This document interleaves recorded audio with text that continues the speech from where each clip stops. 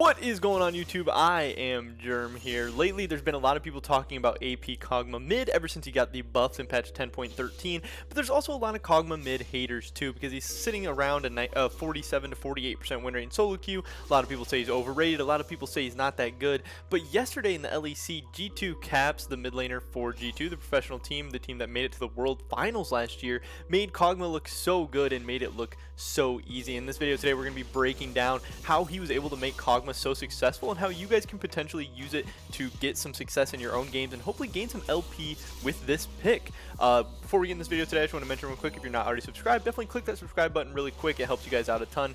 Obviously staying up to date on all my latest content helps me out a ton as well, so it works out for both of us. Also, check out the link for Robin in the description below if you want to receive a free stock just for signing up. So first up, we're going to talk about the rune page that Caps was running so you guys can run the same page to have hopefully some similar success to him. So this is Phase Rush KOG MAW. In solo queue, there's a lot of Arcane Comet KOG MAW, which can be also good for poking people out of lane, getting some extra harass, because that's what AP KOG MAW is all about. Just being a really annoying lane bully, zoning your opponent off as much CS as you can, and just completely trying to take them out of the game. But Phase Rush is really good as well. It helps you obviously position, helps you dodge ganks, helps you just get that movement speed boost if you're trying to run people down to even get into a better position to kill them even faster.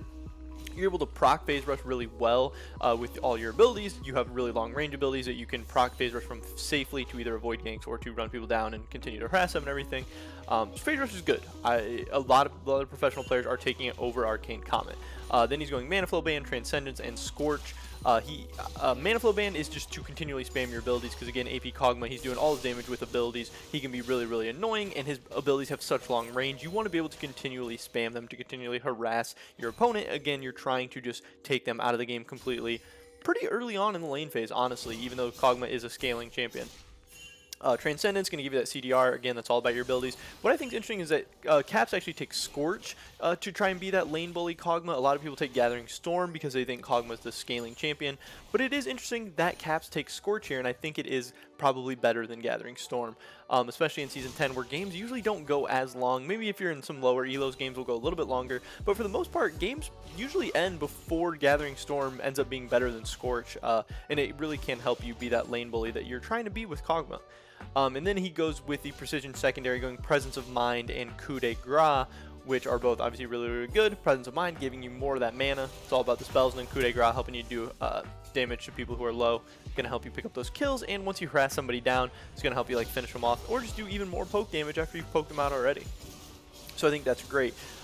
Caps in this game did 38,000, almost 39,000 damage yesterday against Misfits. He was into an Azir just like Bjergsen is in this video. We're watching a Bjergsen game right now on the screen. And he completely took the Azir out of the game. Azir did 10k damage. Perks did almost 4 times his damage, and that was in 26 minutes. He was very close to 2k damage per minute.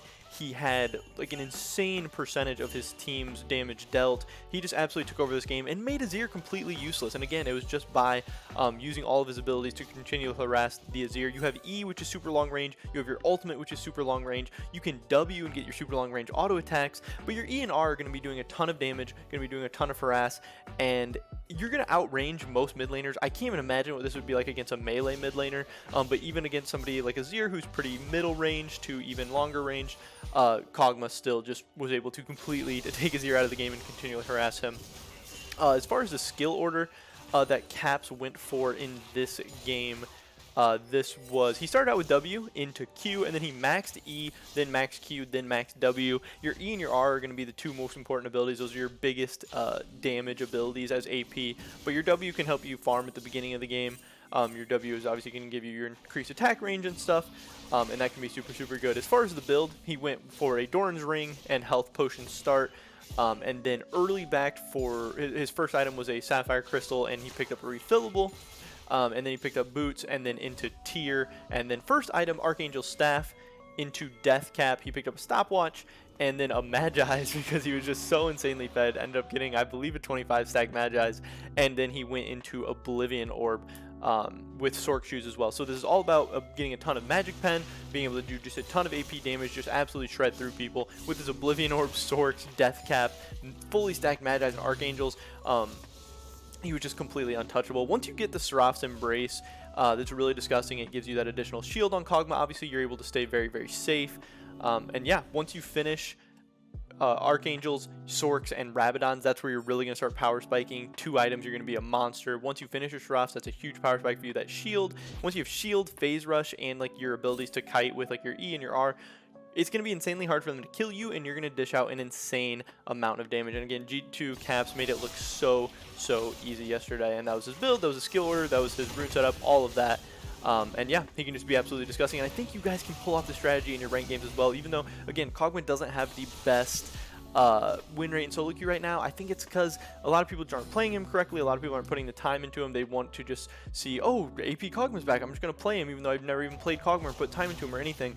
I think KOG MAW, when you put a ton of time into him and try to play him correctly and learn him, I think he's much better than a 48% win rate mid laner, and I think that was proved yesterday. He can be an absolute monster. Also, I like that G2 drafted a Tom Kench to help protect him as well. That can be good, you know, if your team has a front line, if your team has good supports, if your team has tanks, KOG MAW just gets to sit back and shred. But if your team is a little squishier or they have a big assassin that's able to get on you easier, KOG MAW could definitely have a bad time.